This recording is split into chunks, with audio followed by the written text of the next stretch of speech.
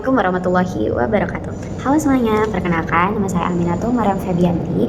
Di sini saya akan melakukan presentasi mengenai kelompok saya untuk memenuhi tugas mata kuliah tasawuf dan tradisi pesantren.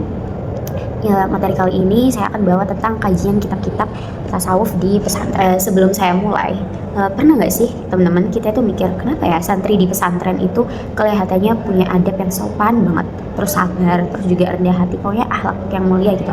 Nah, salah satunya itu rahasianya itu pada kajian kitab-kitab tasawuf yang mereka pelajari setiap harinya. Jadi di video kali ini saya itu akan membahas tentang kajian kitab-kitab tasawuf di pesantren, termasuk apa aja kitabnya, apa isi pentingnya, dan gimana pengaruhnya terhadap pembentukan akhlak para santri. Nah, pesantren sejak dulu itu bukan hanya dikenal sebagai tempat menuntut ilmu agama saja, tapi juga tempat membentuk karakter dan spiritual bagi para santri. Santri itu diajarkan bukan cuma soal setor hafalan atau teori aja, tapi juga bagaimana menata hati, menjaga niat, dan berperilaku baik dalam kehidupan keseharian mereka. Salah satu cara utama yang digunakan untuk pembentukan akhlak itu adalah lewat materi apa kali ini, yaitu pengajian kitab-kitab klasik atau yang biasa kita sebut dengan kitab kuning. Nah, di antara sekian banyak kitab, itu ada 3 kitab tasawuf yang paling populer dan sangat berpengaruh di pesantren yang kelompok saya bahas, yaitu ada Ihya Ulumuddin dan Bidayatullah Hidayah karya Imam Al-Ghazali, serta Ta'lim Al-Muta'alim karyanya Imam Al-Zarnuji. Nah, ketiga kitab ini teman-teman itu jadi fondasi utama dalam pembentukan santri supaya nggak hanya pintar secara intelektual aja, tapi juga berakhlak mulia dan mempunyai hati yang lebih bersih. Oke, sekarang kita akan lanjutkan ke pembahasan pertama, yaitu tentang kitab Ihya Ulumuddin. Di mana kitab ini itu adalah karya besar Imam Al-Ghazali yang sangat terkenal. Kalian pasti tahu kan? Bahkan banyak ulama bilang kalau seseorang memahami isi kitab ini, maka dia akan memahami esensi dari ajaran Islam. Nah, isi kitab ini tuh luas banget teman-teman. Tapi fokus utamanya adalah menyucikan jiwa dan memperbaiki hati. Di dalamnya itu dijelaskan bagaimana cara menjaga diri dari penyakit hati seperti sombong, iri, dengki, dan riya. Imam Al-Ghazali itu menegaskan juga bahwa ilmu tanpa adab dan hati yang bersih itu tidak akan membawa manfaat apapun untuk kita. Nah, melalui kitab ini, santri itu belajar bahwa tujuan menuntut ilmu itu bukan buat cuma cari pujian atau kemenangan dalam berdebat saja, tapi semata-mata untuk mendekatkan diri kepada Allah. Di pesantren, kitab ini juga biasanya kitab ini dibaca dengan metode bendongan, atau enggak, kayak menjelaskan makna perkata sambil menafsirkan nilai moralnya.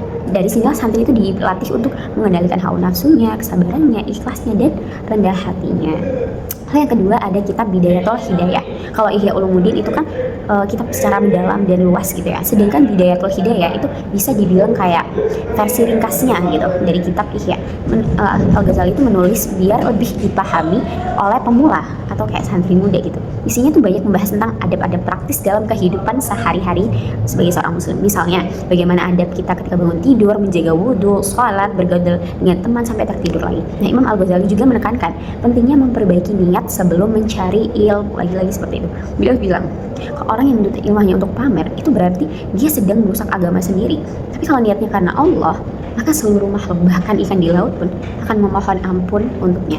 Masya Allah, cakep banget ya. Nah, pesan sederhana ini tuh punya makna yang dalam banget teman-teman, bahwa semua amal dan ilmu itu harus dimulai dari niat yang bersih. Kitab ini juga membentuk santri untuk disiplin ibadah, menjaga kebersihan, berhati-hati dalam bergaul, dan selalu menghindari maksiat. Lalu pembahasan ketiga yaitu tentang Ta'lim Al-Muta'alim karyanya Imam Al-Zarnuji. Nah, kitab ini wajib banget dipelajari juga di pesantren karena fokusnya tentang adab dalam menuntut ilmu. Di sini dijelaskan gimana seharusnya sikap seorang pelajar terhadap guru, terhadap temannya, dan juga terhadap dirinya sendiri. Imam Al-Zarnuji itu menulis bahwa keberkahan ilmu itu sangat tergantung pada adab. Kalau seorang murid tidak menghormati gurunya, ya maka ilmunya nggak akan berkah. Karena itu santri diajarkan untuk tawadhu, sopan, menghormati guru, dan tekun dalam belajar. Bahkan dijelaskan juga etika seperti tidak duduk terlalu dekat dengan guru, menjaga kebersihan hatinya guru, dan tidak mudah berputus asa dalam belajar.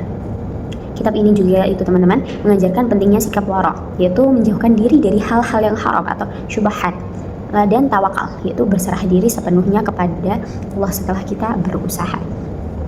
Nah, dari ketiga kitab tersebut, Ihya Ulumuddin itu bisa membentuk sisi spiritual dan hati para santri. Bidayatul Hidayah itu menata kebiasaan dan perilaku sehari-hari para santri, dan Ta'lim Al-Muta'alim yang mengajarkan etika dan adab dalam belajar para santri. Jadi ketiganya itu saling berkaitan teman-teman. Dimana melalui kajian ketiganya itu santri terbiasa hidup tertib, disiplin, rendah hati. Mereka belajar untuk tidak hanya berilmu secara kognitif saja, tapi juga mengamalkan ilmunya dengan akhlak yang baik. Nah, dari sinilah yang menjadi pesantren itu berbeda dengan lembaga-lembaga pendidikan yang lain. Karena tujuannya itu bukan cuma mencetak orang yang pintar, tapi juga orang yang berjiwa bersih dan berakhlak mulia. Tasawuf di pesantren juga itu mengajarkan bahwa menjadi dekat dengan Allah itu harus lewat hati yang bersih, amal yang ikhlas, dan perilaku yang baik terhadap sesama manusia. Dan kalau kita lihat santri di lingkungan pesantren, nilai-nilai dan dari kitab-kitab tasawuf ini itu hidup dalam diri mereka, mulai dari cara berbicara mereka, berpakaian, sampai berinteraksi dengan orang lain. Jadi dapat kita simpulkan bahwa kajian kitab-kitab tasawuf di pesantren ini punya peran yang sangat penting bagi para santri dalam pembentukan karakter. Ihya Ulumuddin, Bidayatul Hidayah, Ta'lim al-Muta'alim, dan banyak lagi kitab-kitab tasawuf yang lainnya yang tidak bisa saya sebutkan. Nah, pokoknya dari gabungan-gabungan para kitab ini kita lebih tahu, santri lebih tahu agamanya, bukan hanya secara teori aja, tapi juga bisa mengamalkannya dalam kehidupan sehari-hari. Jadi seperti itu teman-teman. Terima kasih sudah mendengarkan dan sudah menyimak. Mohon maaf apabila ada salah kata. Saya akhiri. Wassalamualaikum warahmatullahi wabarakatuh.